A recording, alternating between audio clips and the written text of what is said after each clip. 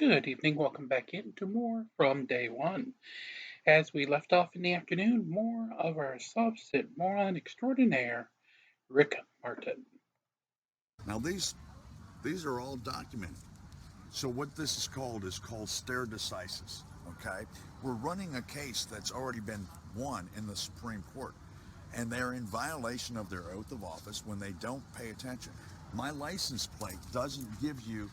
If you look at my license plate, the license plate alone says I'm not in commerce. Now, if I have This does not say that you're not involved in commerce. It's just it's a well-known old symbol. That's it. It does not say anything you think it says. a car over here and that car over there, they all have license plates. License plates mean I'm engaged in commerce. No, they don't. They just mean that your car is licensed. I'm not engaged in commerce. This doesn't give them the authority to pull me over because they see that. What They don't need a license plate to get the authority to pull you over. where do you see that I'm engaged in commerce? What gave you that suspicion that What gave you the suspicion that it matters? I'm engaged in commerce? You have the right to travel freely unencumbered, and that's all in the law. And when we look at the law books, Supreme Court has already ruled on this. And you go back to what is a license. And I want people to do their own homework. Go read the case of Murdoch versus Pennsylvania, or read the case of Shuttlesworth versus the city of Birmingham, Alabama. Okay, let's do. Both Shuttlesworth versus Birmingham and Murdoch versus Pennsylvania stand for the proposition that you cannot charge a fee for a constitutionally protected right. And in both of those cases, it's First Amendment. One is religious, one is more speech and assembly. And they're good decisions, and that makes sense. However, where this analysis falls apart for Mr. Martin here is that driving a vehicle on the public roads is not a constitutional right. There's an implied right to travel, and that's between states. But driving a motor vehicle on the public roads is not a constitutional right. The courts could not be clearer about this, and therefore this argument just doesn't work. These are showing that you don't need a license. A license is to do something that is immoral, that's sanctioned by the government, like a 007 license to kill. Okay, Or fishing. That's immoral. They need to be licensed by the state. In other words, they're protected by the state on that. There's nothing immoral about leaving my house to go get a gallon of milk. I only need a license No, but it is a traffic violation. if I'm using the public property. The roadways are public, and they're paid for by the gas tax, okay? They're not paid for by traffic violations. So when you get into the law, this is what scares most cops, and I'm going to get to it here if the wind would stop for 1 second. This is what most cops don't like because they don't know it. It's non-emergency use of emergency vehicle lights and sirens is a felony. Pulling me over for a traffic violation, they just committed a felony. How many police officers have been convicted of this felony? And how many times have you seen sirens on the road? Just saying. And if they don't have reasonable suspicion that I'm engaged in commerce, they're done. And I'll bring out my brother's. I'm going to put this away real quick. I want to bring State Trooper. This was his book that he had in his car. Okay. Texas Criminal and Traffic Law Manual. I went to his car and I made him read this, and you're going to love this. This is out of their own law books. This is the LexisNexis. And it says under section 502.003, registration by political subdivision prohibited, except as provided by subsection B. A political This is Rich. It just doesn't state what he means. I mean, I read that as a political subdivision would be a subdivision of Texas. And they're saying, look, we've already taken care of the registration issues statewide, and we don't want to do it piecemeal, city by city or county by county. So, I mean, that's just the way I read it on its face, number one. Number two, it also has an exception, which is just funny. subdivision, a political subdivision of this state may not require an owner of a motor vehicle to register the vehicle, pay a motor vehicle registration fee, or pay occupational tax or license fee in the connection with the motor vehicle. This section does not affect the authority of a municipality to, right here, license and regulate the use of a motor vehicle for compensation. So if I'm not engaged in compensation, being paid to go from point A to point B, I don't need a driver's license. I don't need to register my automobile. And it is an automobile. What about Massachusetts? All traffic codes are pretty similar because they're all federal.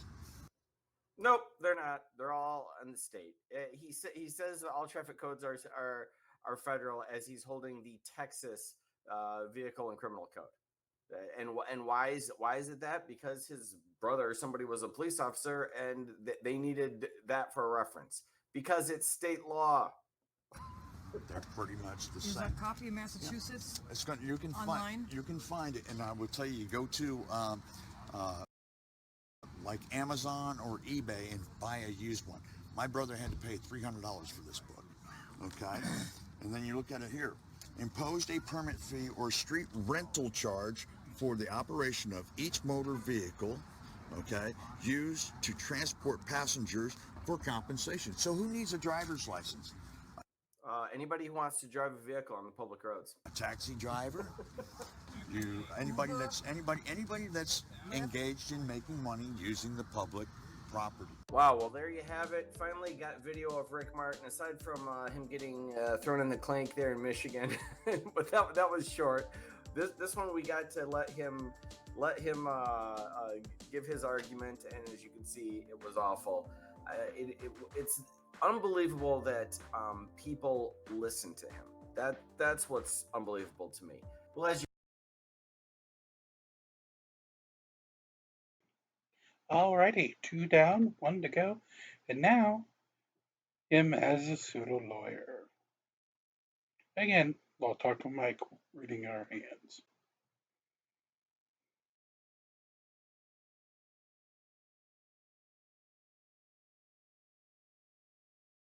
Hi, this is Attorney Mike Grevin coming to you from Chicago as usual, and today we're going to do another pseudo lawyer video.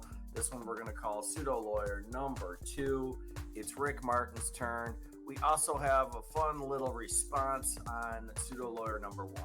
Let's do it.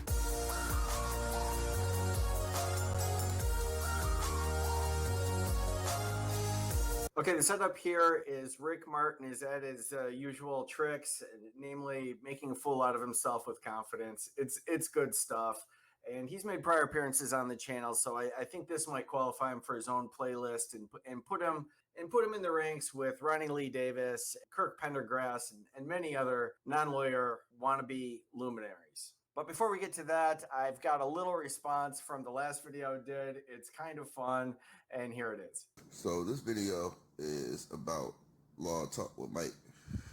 He made a video, reaction video to my video. It's basically saying that I used the COVID eviction moratorium to stop my eviction. Y'all can do whatever y'all want. Y'all can say whatever y'all want. You feel me? Like, the point is that the reaction videos don't bother me, because when I get the court paperwork showing that I'm right and I upload it, they're not going to respond.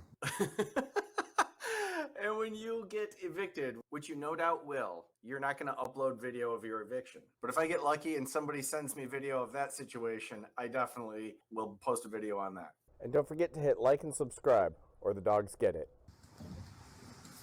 Ah, yes, here we go. And what is that once more, so I can be refreshed?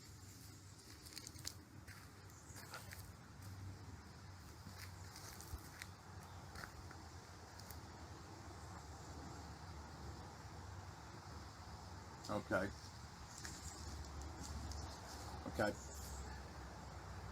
Now let me explain something to you. Okay, did you take an oath of office? Oh boy, here we go. You did. Okay, and that was to what? Follow the Constitution. Is that correct? All right, the threshold question here is there anybody even on the other end of this phone? That's what I want to know. Okay, now, are you aware of a ruling, 1990 ruling, a wetland ruling, that was brought out by the Attorney General of Washington State that stated that any executive order by the governor is no teeth, has no force of law, and that anybody following that order would be subject to not only official lawsuits, but actually, you could be sued in your private capacity right now because you're. Uh, this is just so delicious. Everything he says is wrong. The Attorney General of Washington State. I don't know if he's in Washington right now. Maybe that's applicable, but he was in Texas. Whatever. Um, they don't issue rulings. They might say I'll pursue certain things. I doubt that's what the Attorney General said. Nor does it matter. Nor does he trump the courts. I mean, he just doesn't understand. And the first thing about law, it's fabulous. But let me fill. That was the wetlands deal with the Attorney General here in Washington State. Oh yeah, the wetlands deal. Yeah, very, very authoritative. Actually forward that. I actually came up from Texas to defend Bob the Barber. Now I'm going to defend this bar owner right now because I'm telling you, if Yeah, except you're not an attorney. So apparently he did go up to Washington from Texas for this. I don't know the time frame on this. I just came across it and it's too good. But if there is actually somebody on the other line listening to this nonsense, it's hilarious. He's sitting here thumping his chest about how he's going to do things that he's not entitled to do. you file Hey, can I find Bob the Builder? citations whatsoever or close her down, you are acting outside of your oath of office. You're acting outside the Constitution. And as a constitutional lawyer myself that has over 30,000 hours of law study, I've put judges, I've put cops, I've got a younger brother that just happens to be the U.S. Marshal that doesn't have a problem. You mean 30,000 hours of watching YouTube videos? Wow. So there we are, just making an entire case. I haven't looked up the statute on unauthorized practice of law in Washington, but I would imagine he just met all the elements right there and videotaped it for authorities if they felt like prosecuting it. They tend to not prosecute all of these things. I get that question a lot because, frankly, he's not a big enough fish. He doesn't matter enough. But as people start having consequences, or later when he actually stepped into a court in Michigan, you get held in contempt and thrown in the clink. Filed on the governor of this state.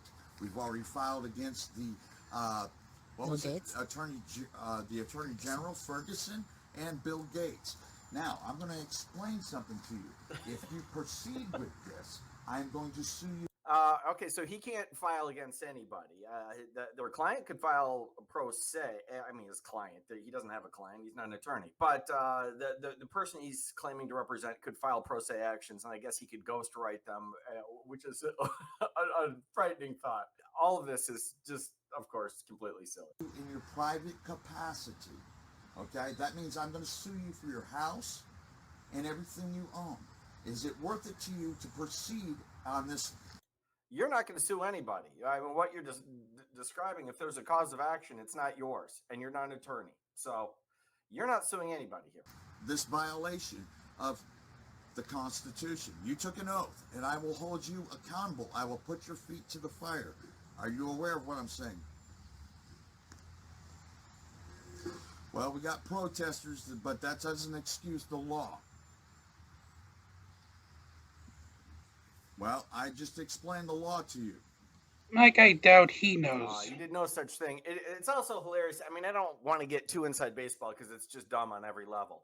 But what he's suggesting is that if you could find some constitutional violation, the remedy for that would likely be a court saying knock it off if somebody was outside their oath. I doubt they are. I don't even know what the underlying merits of this are. But if they are, that happens.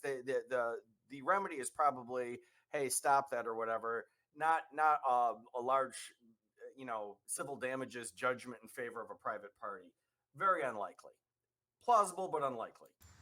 Well, he says he can't hear me over the protesters, and I got somebody else calling in. They're going to have to hold, but explain to him that I'm going to hold him accountable in his own private capacity, if he issues a citation, okay, that excuse of he can't hear over the protesters does not excuse him violating his oath of office.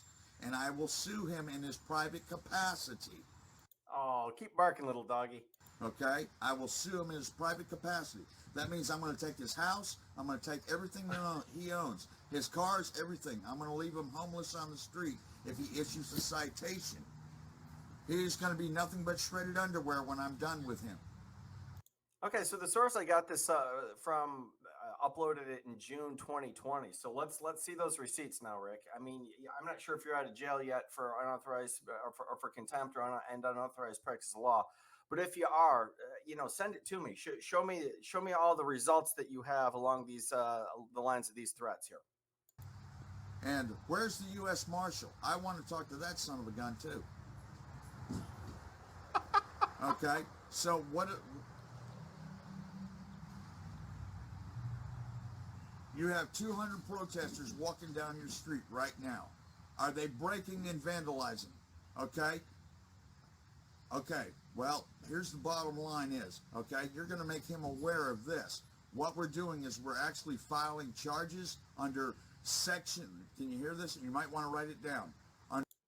You don't file charges. Not only is he not an attorney, he's certainly not a state's attorney or a prosecutor of any kind, and that's who files charges. Again, fundamental misunderstanding of all law at every level. There's section 802 of the Patriot Act. We're holding everybody in violation of their oath of office accountable for domestic terrorism. That's what we're filed against your governor as well. So you tell him, if he issues you a citation, I'm going to come at him with section 802. You hear me? Section 802 as a domestic terrorist, and that's under the Patriot Act. And if he wants to follow through, I will not only come after him for everything he got, but I can hold him indefinitely in prison. Got it? Interesting. You're welcome. Bye. Wow, the delusion in that is fantastic. I'm having fun with this. I just started this series.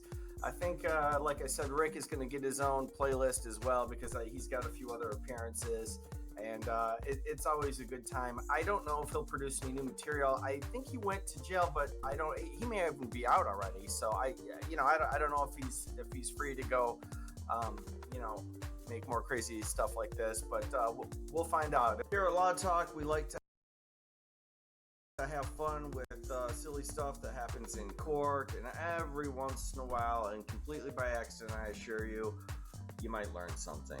Thanks for watching.